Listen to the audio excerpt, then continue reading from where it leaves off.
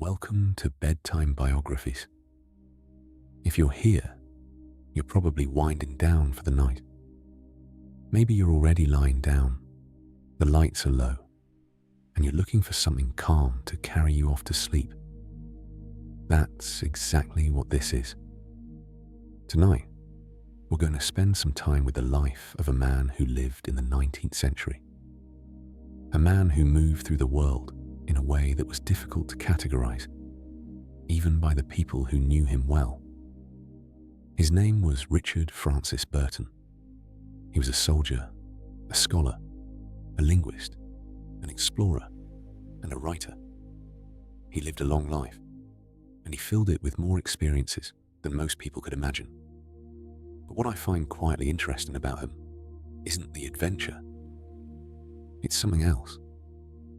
It's the way he always seemed to be searching for something just beneath the surface of things. A quietness inside the restlessness.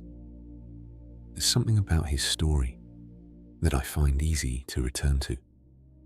Not because it's dramatic, but because it's layered.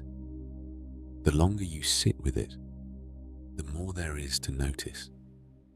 So let's begin at the beginning. Richard Francis Burton was born on the 19th of March in 1821. He came into the world in Torquay, a small coastal town in Devon, in the southwest of England. It was a quiet sort of place, a seaside town with pale stone buildings and a harbour that faced out toward the open water. His father was a lieutenant colonel in the British Army. His name was Joseph Netterville Burton. His mother was Martha Baker. They were a respectable family, moderately comfortable, the kind of family that moved around quite a bit because of the military life. And that movement, that constant shifting from one place to another, would shape Richard in ways that lasted the rest of his life. He was the eldest of 3 children. He had a brother named Edward and a sister named Maria. The family was close, but the circumstances of their lives meant that stability was never quite something they could take for granted. Joseph Burton was not a well man. He suffered from respiratory problems, and the damp English climate did not agree with him. So not long after Richard was born, the family made a decision that would define Richard's early years. They left England. They moved to the European continent, to France and Italy, mostly, spending time in Tours, in Blois, in Pisa, in Naples, moving from one city to the next, settling for a season or 2, then moving again. For most children, this kind of life might have been disorienting, and perhaps it was, in some ways. But for Richard, it seems to have been something else as well. It opened him up to languages, to different ways of speaking, thinking, and being in the world. He picked up French very early, then Italian. He had an ear for languages that was, by any account, exceptional. Not just an ability to learn vocabulary or grammar, but a deeper sensitivity to the sounds and rhythms of a language, the way it felt to speak it, the way it lived in the mouth. His formal education was somewhat scattered, as you might expect from a family in constant motion. He had tutors at various points. He attended schools in different countries. He was taught by his father to some extent, but none of it was particularly systematic. What he had, instead, was exposure. Constant, varied, unplanned exposure to the world. He read widely. He was curious about almost everything, and he was restless in the way that very intelligent children often are. He needed to be engaged, challenged, interested. When he wasn't, he found his own ways to fill the time. He was also, by various accounts, a physically striking young man, tall, dark-complexioned, with unusual eyes that people remembered. face that was described as both intense and expressive. There was something about him that people noticed when he walked into a room. But he was not easy. He had a temper. He had strong opinions. He could be charming, and he could be difficult, sometimes both in the same afternoon. He was not the kind of young man who slipped quietly into the background. As a teenager, he was sent to study with a private tutor in preparation for university. He studied hard when the subject interested him and coasted when it didn't. He continued adding languages. At various points in his life, he would claim to know dozens. The exact number is a matter of some debate, but there is no doubt that his linguistic abilities were extraordinary. In 1840, when Richard was 19 years old, he enrolled at Trinity College, Oxford. It was one of the most respected universities in England, and his family had hopes that he would settle into a respectable academic life, or perhaps pursue a profession that suited a young man of his background. Oxford did not go as planned. He was bored for much of it. He found the formal curriculum frustrating. He got into trouble. He attended fencing lessons with great enthusiasm and academic lectures with considerably less.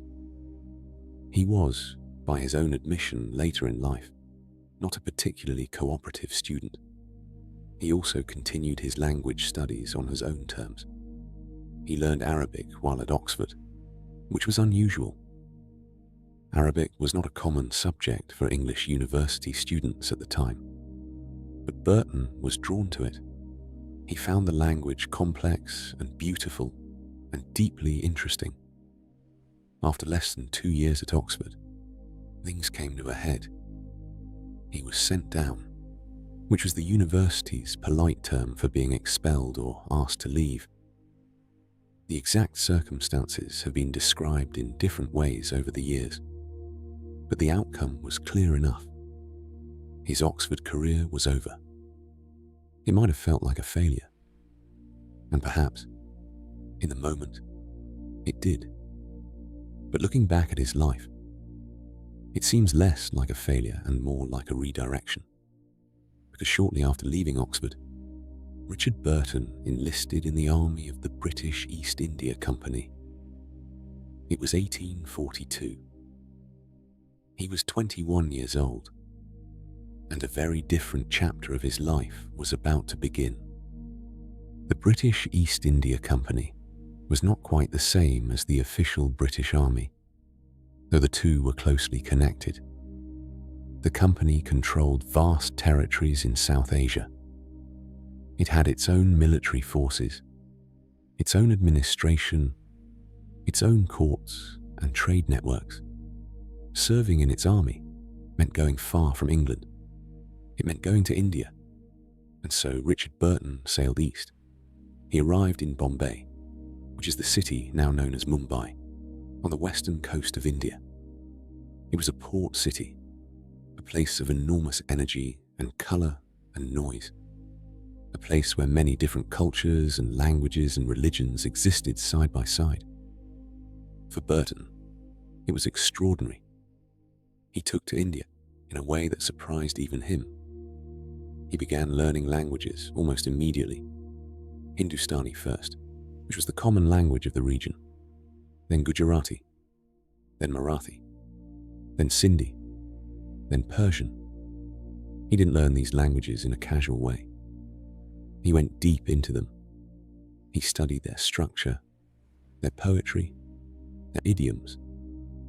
He spent time with local scholars and teachers.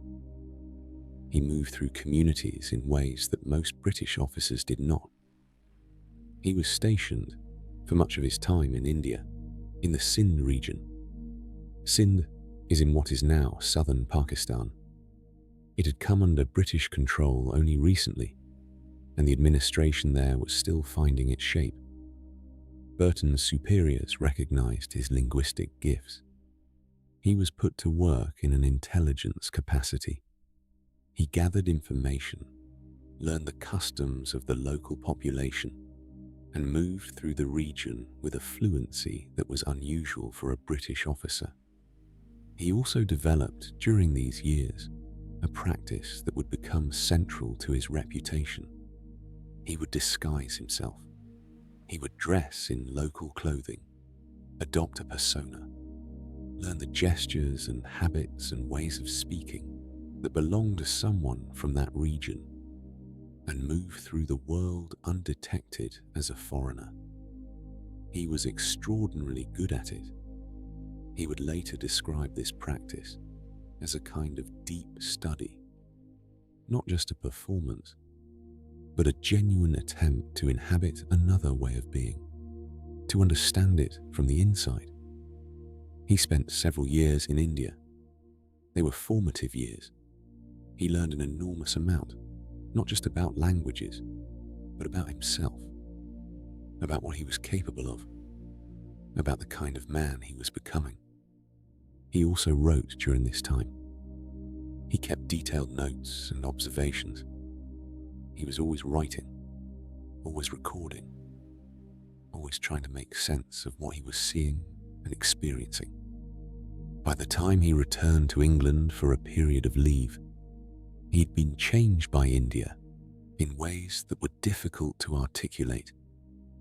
He had spent years living in close contact with cultures that were completely different from the one he had grown up in, and he had not remained at a distance from them.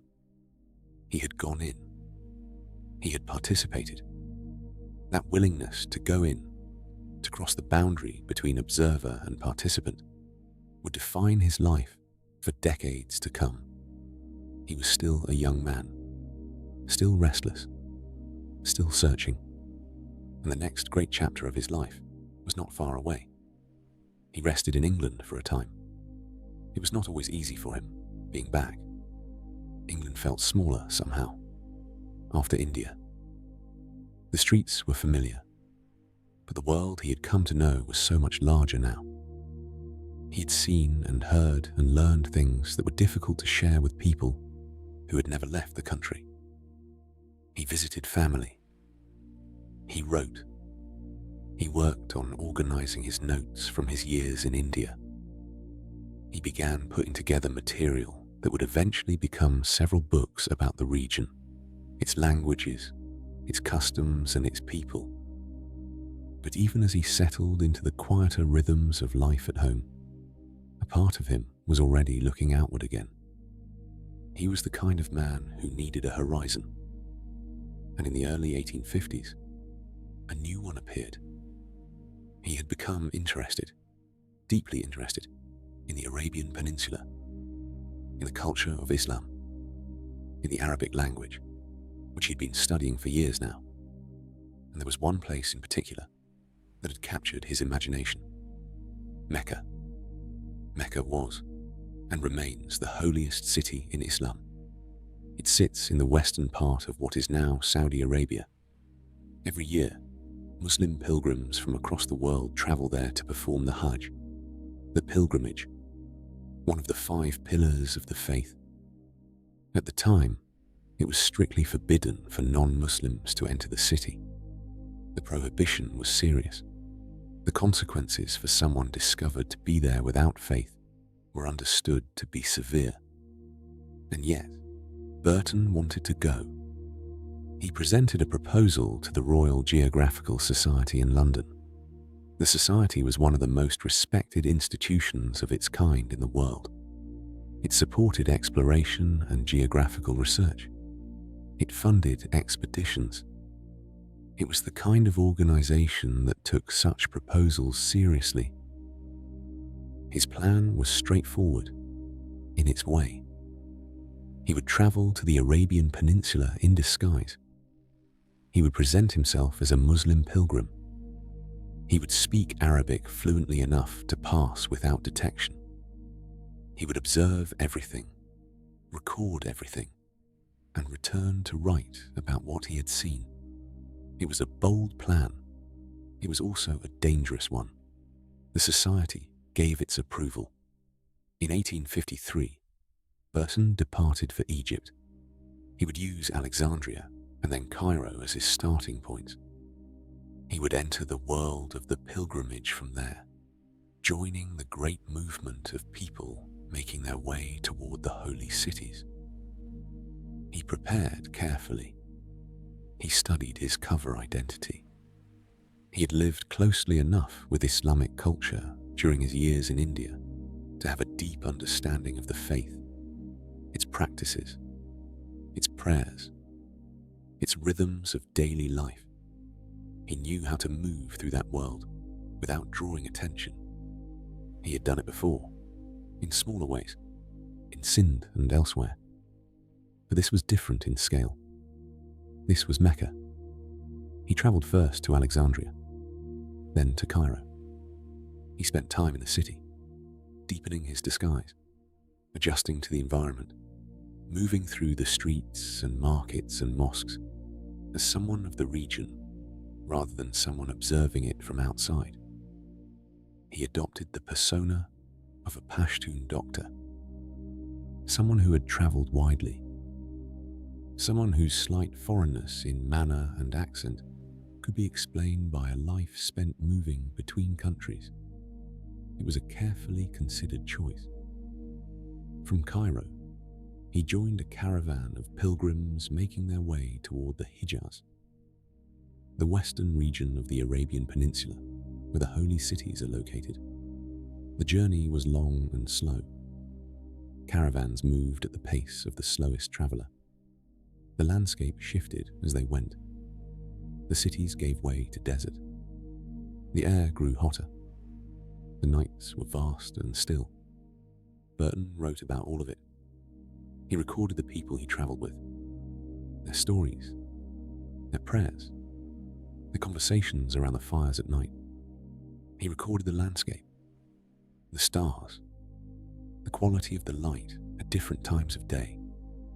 He was a gifted observer, and he noticed things that another traveller might have passed over without a second thought. He was also, throughout all of this, in genuine danger. He was not performing for an audience.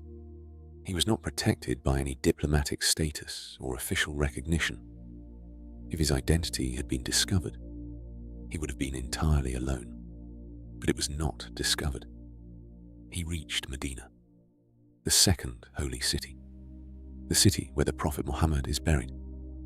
He visited the great mosque there, the Masjid al-Nabawi. He moved through the city as one pilgrim among thousands, and then he continued south toward Mecca.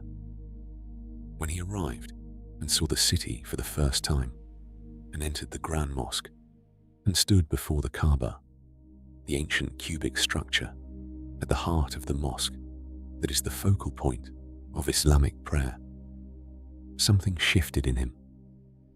He wrote about that moment with unusual quietness, not with triumph, not with the energy of someone who had just achieved a great feat of daring, but with something closer to reverence. Whatever his personal beliefs, and they were complex and private and not easily defined, he seems to have been genuinely moved by what he witnessed. The Hajj was not, for him, simply a research exercise. He participated in it fully. He performed the rituals. He prayed. He moved through the experience as someone who was part of it, not apart from it. He completed the pilgrimage. And then, carefully, he made his way back. He returned to England in 1853, and he began to write. The book that came out of the Mecca journey was called Personal Narrative of a Pilgrimage to Al-Medina and Mecca. It was published in 1855, in 3 volumes. It was remarkable. It was detailed and vivid and deeply observed. It described the journey, the landscape, the people, the rituals, with a level of intimacy and understanding that no European writer had achieved before. Because no European writer had done what Burton had done, the book was well received. It established his reputation as someone extraordinary, Not just an adventurer, but a scholar, someone who could enter another world completely and return with something of genuine value. He was 33 years old when it was published, and he was already planning his next journey, because that was the nature of him. One thing led to another. One horizon revealed the next. He was always in motion, even when he was sitting at a desk. Around the same time that the Mecca book was being prepared for publication, Burton was already turning his attention to a new direction, a different region entirely. East Africa. There were places in the interior of the African continent that European geographers and explorers had not yet documented. Blank spaces on the maps. And one of the questions that had occupied geographers for many years was the source of the Nile River. The Nile was one of the great rivers of the world. It flowed north through Egypt and into the Mediterranean. But where it came from, what fed it in its upper reaches, deep in the heart of Africa, was not yet clearly understood. There was talk of great lakes in the interior, of mountains, of landscapes that no European had ever seen and returned to describe. Burton wanted to go. He made his way to East Africa. He travelled from the coast, from the island of Zanzibar and the coastal city of Berbera, into regions that were genuinely unknown to European cartographers. He did not go alone. He travelled with another British officer named John Hanning Speke. Speke was younger than Burton, quieter in temperament, and the two men formed a partnership that would prove to be both productive and eventually deeply troubled. But that came later. First, there was the journey itself. Burton led an expedition into the Somali interior in 1854. It was a difficult journey. The terrain was harsh. Relations with some of the local groups they encountered were tense. And then, one night at their camp at a place called Berbera, the expedition was attacked. Several of the men were killed or wounded. Burton was struck by a javelin, which passed through both his cheeks. It was a serious wound, painful and dangerous. He survived, but the injury left a scar that he carried for the rest of his life. He returned to the coast. He recovered as best he could.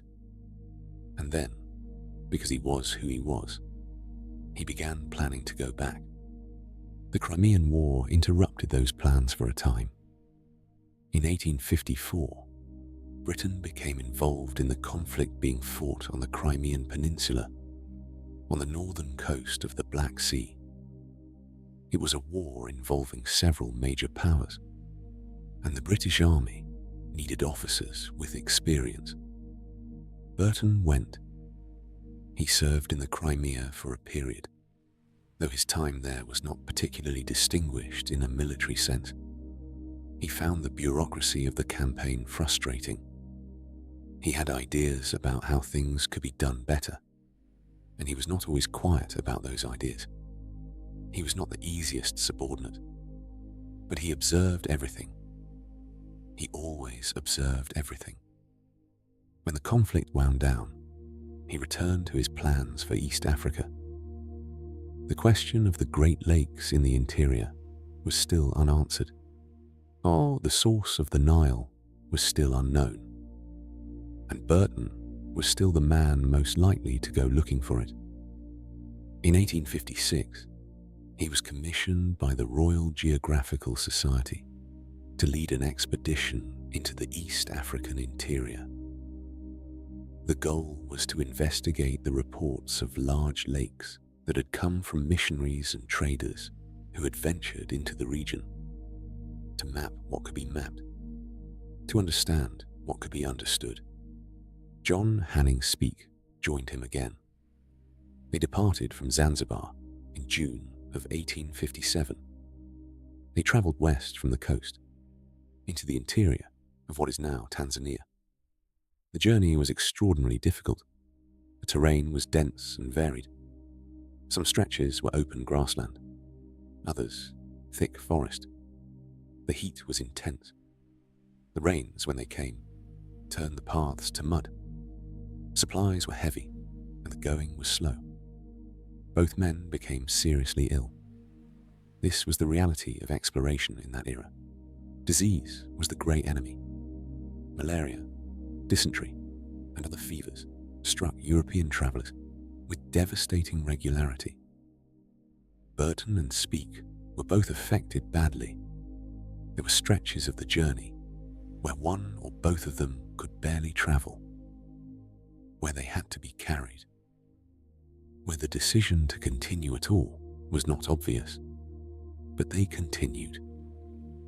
After many months of difficult travel, they became the first Europeans to reach Lake Tanganyika. It was a vast body of water, one of the largest and deepest lakes in the world. It stretched out before them in the February of 1858, wide and still and blue. Burton was unwell when they arrived. His eyes had been giving him serious trouble. At certain points during the journey, his vision had been badly affected by illness. When he first saw the lake, he could not fully see it clearly. He wrote about that with a kind of quiet resignation. After everything it had taken to get there, his eyes could not fully receive what was in front of him.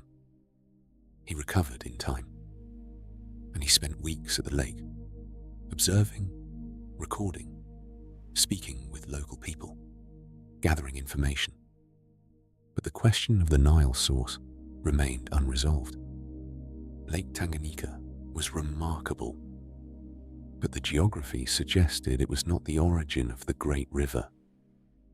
There were reports of another lake, further north, larger perhaps. Burton was too unwell to investigate further at that point, but Speke was somewhat recovered, and he went north with a smaller party, while Burton remained at a camp to rest and continue his work. Speke found the lake. It was enormous, one of the largest freshwater lakes in the world. He named it Lake Victoria, after the British Queen, and he concluded, based on his observations, that this was the source of the Nile. He returned to Burton with this claim. Burton was not convinced. He thought Speke's conclusion was premature. The evidence, in Burton's view, was not sufficient to make such a definitive claim. More investigation was needed, more data. The question could not be settled so quickly.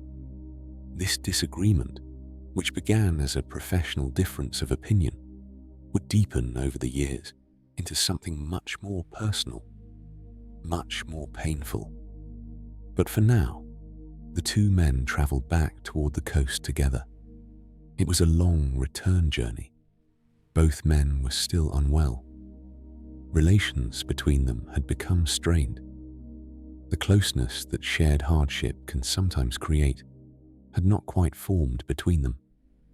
Or if it had, it was already beginning to fray. They reached the coast in early 1859, and then something happened that Burton found deeply hurtful. Speke travelled back to England ahead of him, and before Burton had returned, before he had the chance to present his own account of the expedition, Speke went to the Royal Geographical Society and announced that he had found the source of the Nile. He presented it as his own discovery, his own conclusion, without waiting for Burton, without allowing the two of them to present their findings together as the leaders of a joint expedition. Burton returned to England to find that the story had already been told, and told in a way that positioned Speke at the centre of it.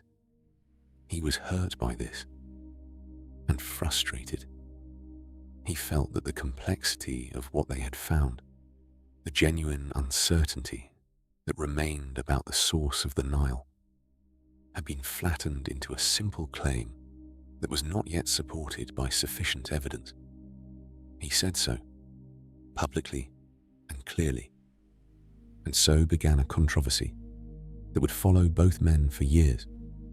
The question of who had found what, who deserved credit for what, and whether Speke's claim about Lake Victoria was actually correct became a matter of public debate. It was conducted in the manner of the time, partly through books and articles and public lectures. It was not a comfortable situation for either man, and it was not resolved cleanly. Burton turned his attention back to writing. He had an enormous amount of material from the East Africa expedition. He worked through it carefully and produced a substantial account of the journey. It was detailed and honest, including about the difficulties and the illnesses and the tensions along the way.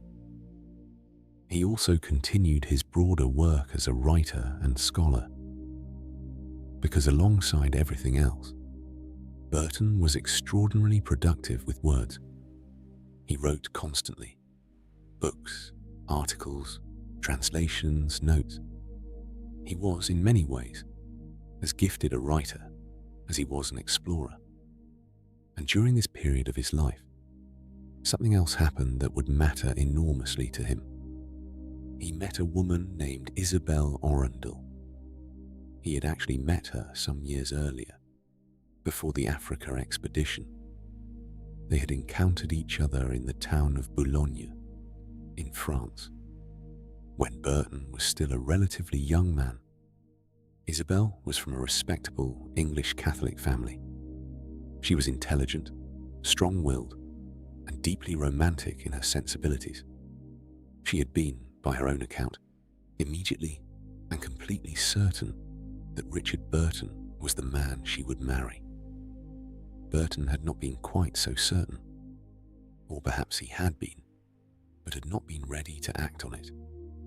He had continued his travels and his expeditions, and years had passed. But when he returned from Africa, they found each other again. And this time, things moved towards something permanent. Her family was not immediately enthusiastic. Burton was not exactly the kind of son-in-law that a respectable Catholic family might have hoped for. He had a complicated reputation. He was not conventionally religious. He had spent years in parts of the world that polite English society regarded with a mixture of curiosity and unease. He was difficult to categorize and difficult to predict. But Isabel was determined. She loved him with a completeness and a certainty that she never seems to have questioned. Not then, and not at any point in the decades that followed. They were married in January of 1861. Richard was 39 years old. Isabel was a few years younger. It was, by most accounts, a genuinely loving marriage. Not without its complications, not without its difficulties, but rooted in a real and lasting affection. Isabel would prove to be an extraordinary partner. She was not simply a wife in the background. She was engaged with his work, supportive of his ambitions, and fiercely protective of his reputation. She traveled with him when she could. She managed their affairs when he was away. She was a capable and determined person in her own right. Their life together was not a settled or conventional one. It could not have been, given who Richard Burton was.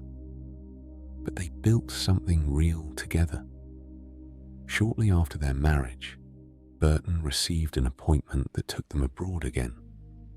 He was made British consul in the city of Fernando Po. It was a small island off the west coast of Africa, in the Gulf of Guinea.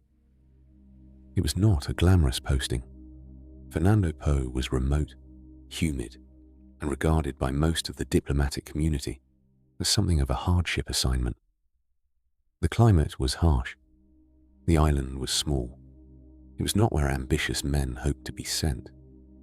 But Burton used the posting as a base from which to explore the surrounding region of West Africa. He made journeys to the mainland. He observed and recorded and wrote. He visited the kingdom of Dahomey, in what is now Benin. He attended ceremonies and observed the culture with the same close attention he had always brought to the places he found himself. Isabel joined him for parts of this time. Though the conditions were difficult, Burton was also working on his writing during these years. He produced multiple books. His output was remarkable. He seemed to be able to observe the world and process it into words simultaneously. The books kept coming. The Fernando Po posting lasted a few years, and then another appointment followed. In 1865, Burton was moved to Santos, in Brazil. It was a different world entirely. South America, the tropics, a country of vast scale and extraordinary natural richness. He continued to write. He continued to explore when he could. He learned enough Portuguese to move through the country with his usual ease. He traveled into the interior, into regions that were less well documented. Isabel joined him in Brazil. They lived there together for a time. She found it fascinating and difficult in roughly equal measure.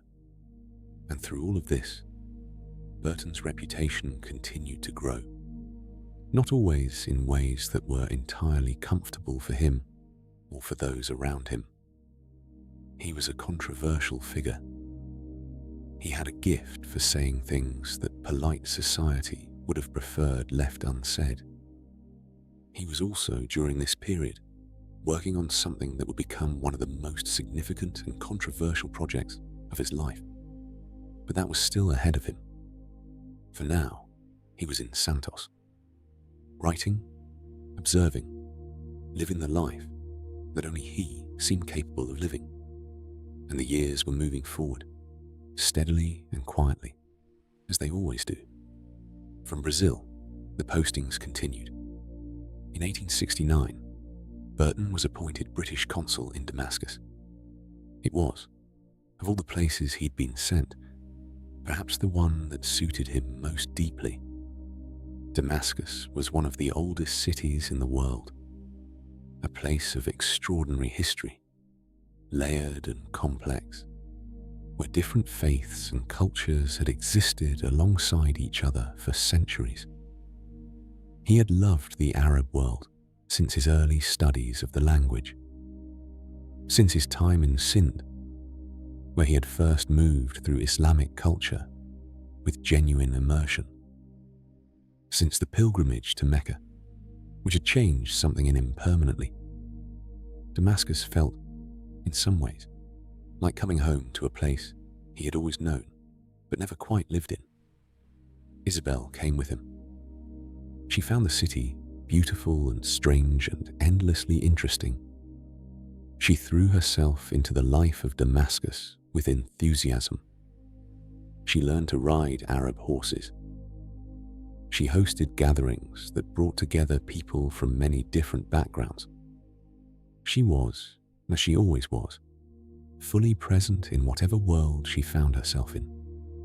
Burton moved through the city with his usual ease.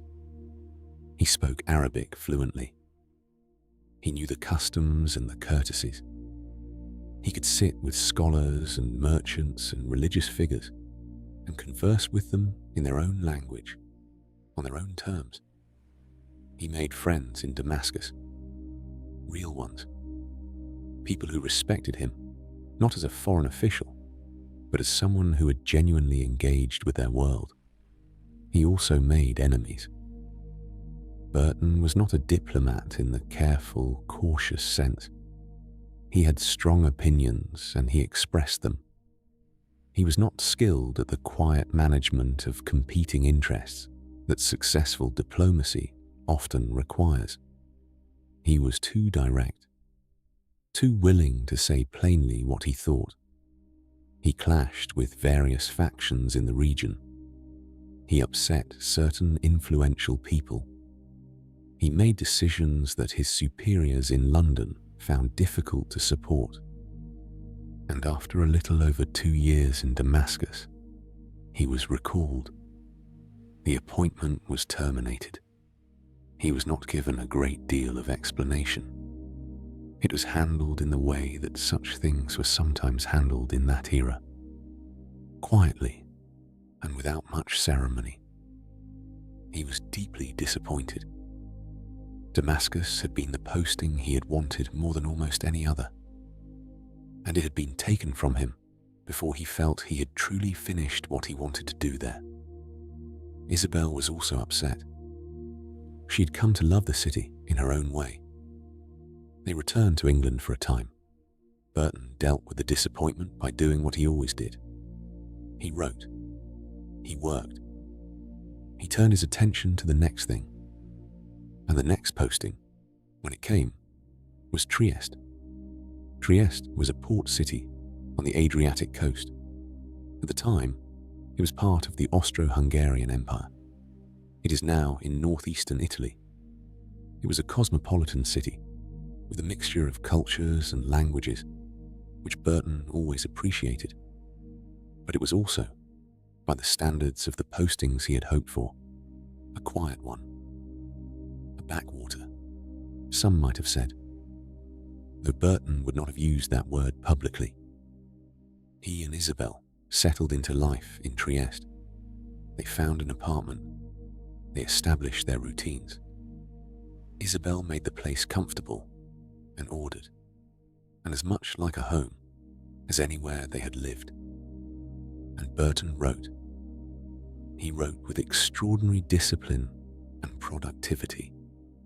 He had always been a writer, but the years in Trieste became perhaps the most prolific of his life in terms of sheer output.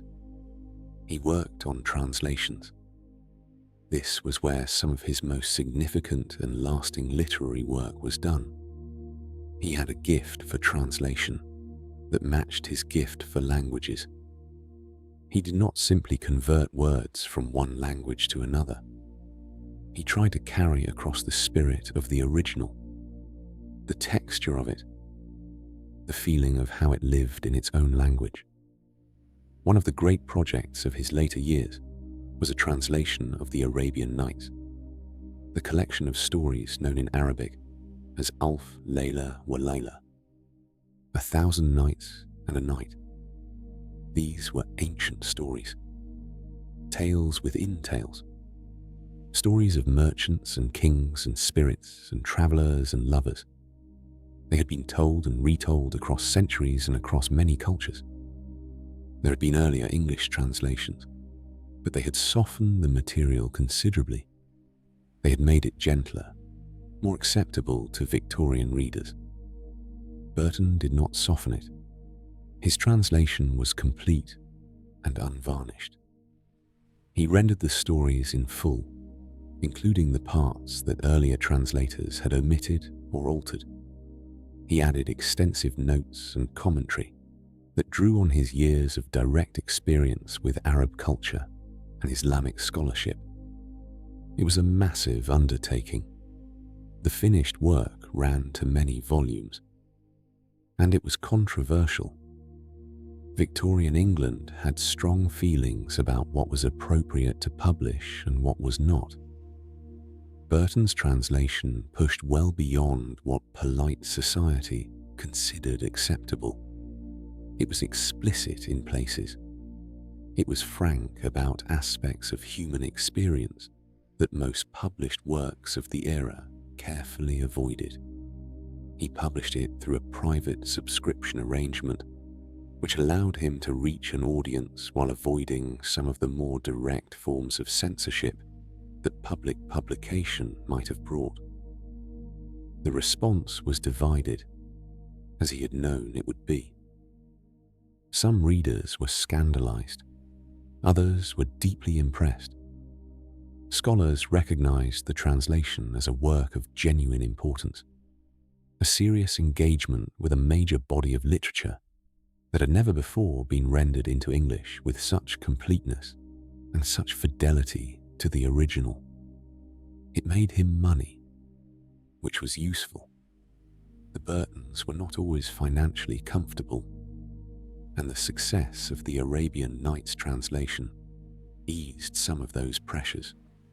He also translated other works during the Trieste years. He worked on ancient Sanskrit texts.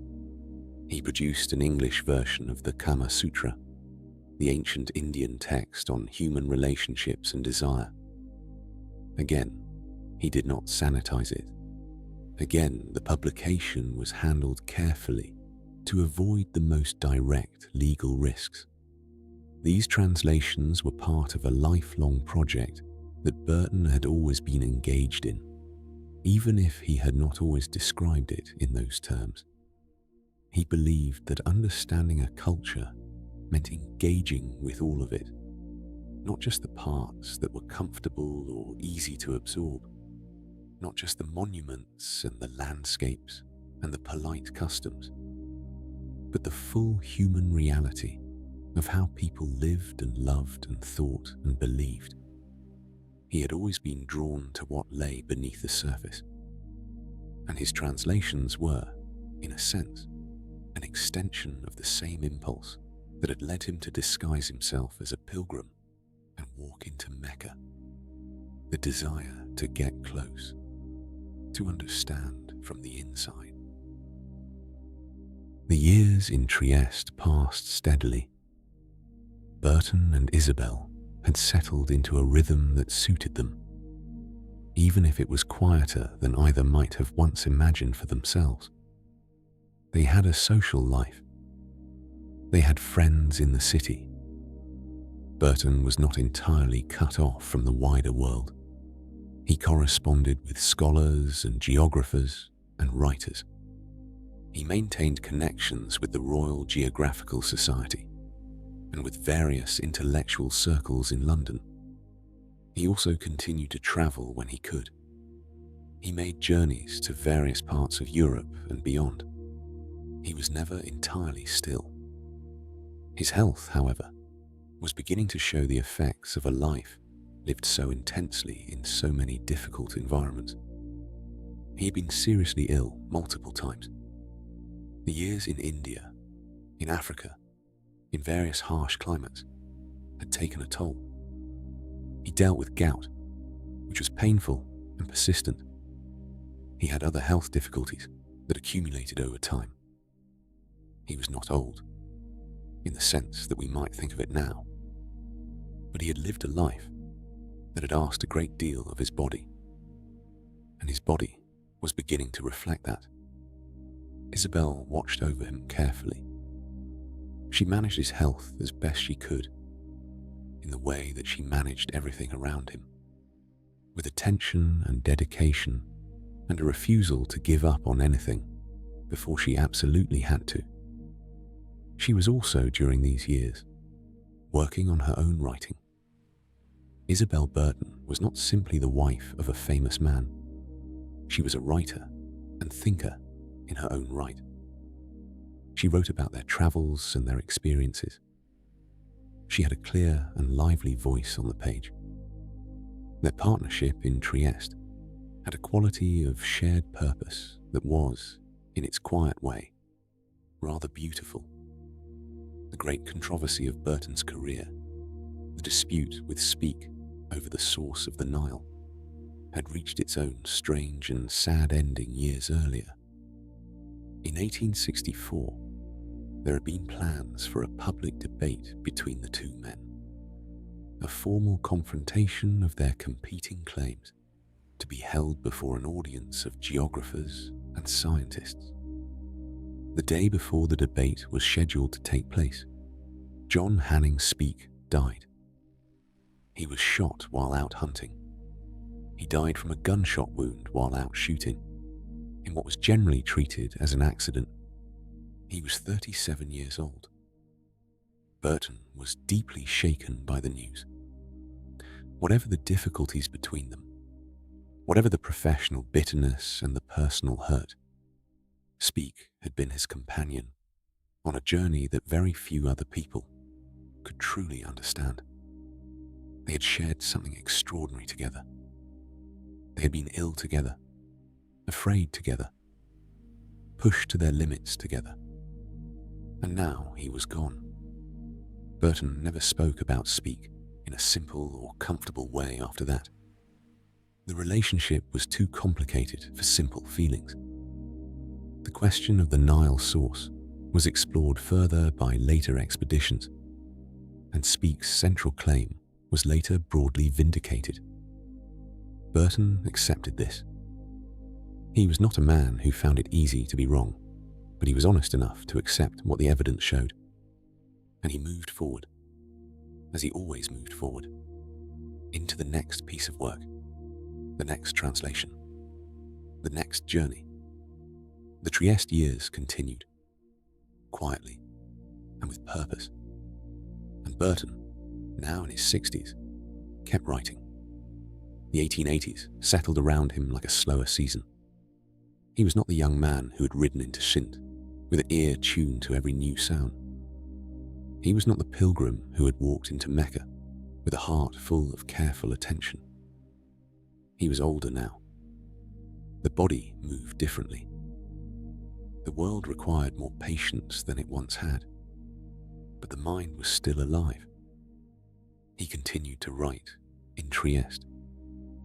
The apartment that Isabel had made into a home was full of books and papers, and the quiet industry of a man who had never learned to be idle.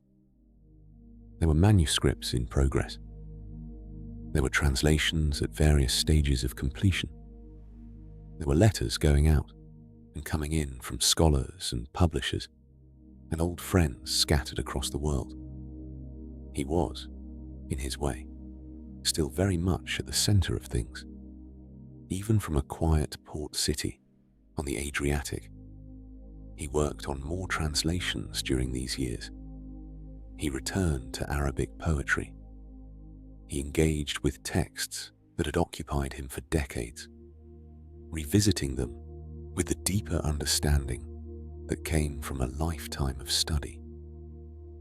There was a patience in his later scholarly work that had perhaps not always been there in his younger years, a willingness to sit with something until it opened fully.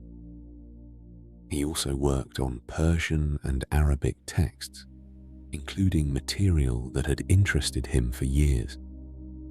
He was always reaching towards something, always trying to carry some essential piece of one world across into another. The physical difficulties continued. Gout was a persistent companion. There were periods when he was largely confined to the apartment, when walking was painful and travel was not possible.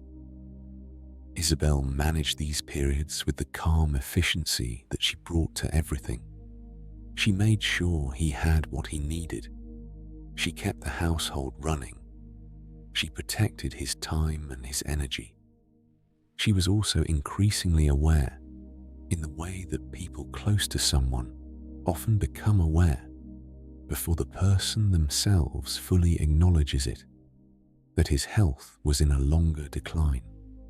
He had survived so much, wounds and fevers and exhaustions that would have ended other men.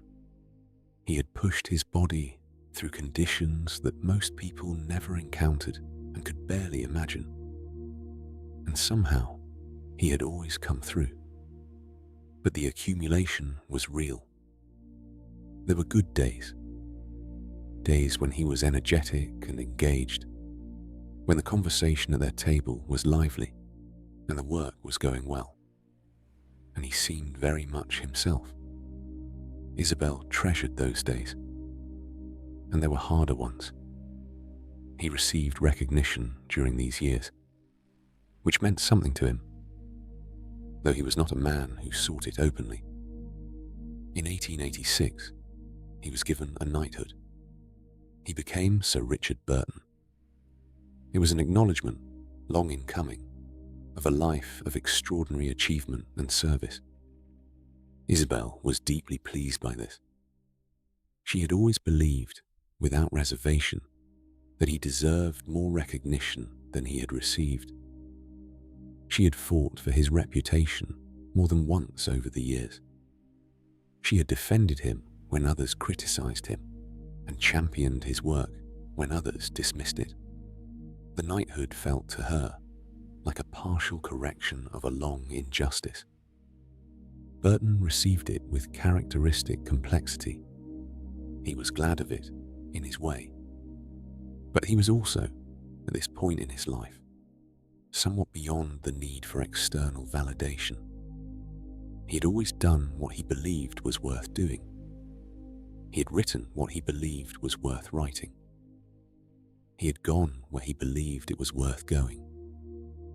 The world's opinion of him had never been entirely straightforward, and he had made his peace with that long ago.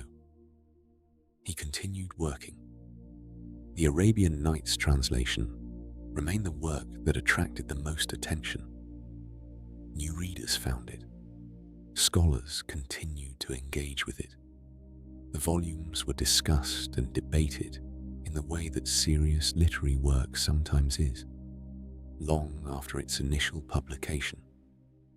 He was also still working on material that sat well outside the comfortable boundaries of Victorian publishing. Burton had never been much interested in those boundaries. He was still himself, even now. The autumn of 1890 came to Trieste with the particular quality that autumn has in that part of the world. The light changed. The air off the Adriatic carried a different feeling. The days shortened. Burton was not well through much of that season. He had periods of relative comfort, and Isabel made the most of them. They talked, as they had always talked, about everything. About books and ideas and memory and the long, strange journey that their life together had been. He was still working. There were pages on his desk. There were things he had not yet finished. On the 20th of October, 1890, Richard Francis Burton died. He was 69 years old. He died in Trieste, in the home he and Isabel had made together. It was early in the morning. Isabel was with him. The news travelled. It reached London, and the newspapers carried it. It reached the Royal Geographical Society, and the scholars and geographers who had followed his career for decades. It reached people in many parts of the world who had known him, worked with him, read him, argued with him. He had been a presence in the world for so long and in so many different ways that his absence was felt across many different communities at once. Isabel was devastated. She had built her life around him completely and without reservation. She had followed him to difficult and distant places. She had managed and protected and supported and loved him for nearly 30 years. He had been, for her, the entire center of things. She did not fall apart, because she was not the kind of person who fell apart. But she was changed by the loss in ways that went all the way down. She had him buried in Trieste, but she did not leave it there. In time, she had his body brought back to England. She commissioned a remarkable tomb for him in the churchyard of St. Mary Magdalene in Mortlake, in southwest London. It was built in the shape of an Arab tent, made of stone, but shaped to suggest the canvas shelters of the desert. It was a striking and unusual thing, a monument that reflected something true about who he had been. Isabel was buried there beside him when her own time came, a few years later. But before she died, Isabel did something that has been a source of considerable debate ever since. She burned his papers. a large portion of his private journals, his correspondence, his unpublished manuscripts. She went through what he had left behind, and she made decisions about what the world should and should not have access to. Much of what she burned was material she felt would damage his reputation, or that touched on aspects of his life and thought that she believed were private. She also destroyed a significant manuscript connected to one of his late translation projects. People have argued about this ever since. Some have seen it as a betrayal of his legacy, an act of censorship by someone who did not fully understand or respect the scope of what he had created. Others have been more understanding. She was a woman of her time, with her own beliefs and her own sense of what was right. She was trying to protect someone she loved, in the only way she knew how. Burton himself, had he been asked, might have had something complicated to say about it, but he was not there to be asked. What remained was still remarkable. Dozens of books, translations of enduring significance, accounts of journeys that had genuinely expanded what the world knew about itself, a record of a life lived at full stretch, in every direction. He had spoken or worked in an extraordinary number of languages. He had travelled to places that very few of his contemporaries had seen. He had written with honesty and depth about cultures that most of his world regarded from a great and comfortable distance. He had never been comfortable with distance. That was, perhaps, the thing that defined him most clearly. The refusal to stay on the outside, the need to go in, to learn from inside rather than observe from outside, to speak the language rather than use an interpreter, to wear the clothes, eat the food, understand the prayers, sit with the people, and know the place as something lived rather than something seen. It was not always received well. It made people uneasy sometimes when they could not quite place him, when he did not fit the categories that his culture had prepared for him. But he had never been particularly interested in fitting the categories. He had been interested in understanding, in connection, in the kind of knowledge that only comes from genuine immersion. And in that, he had succeeded more completely than almost anyone of his era. His legacy settled slowly into its permanent shape over the decades after his death. There were biographies. There were reassessments. Scholars returned to his translations and found them still vital, still alive with the energy of genuine engagement.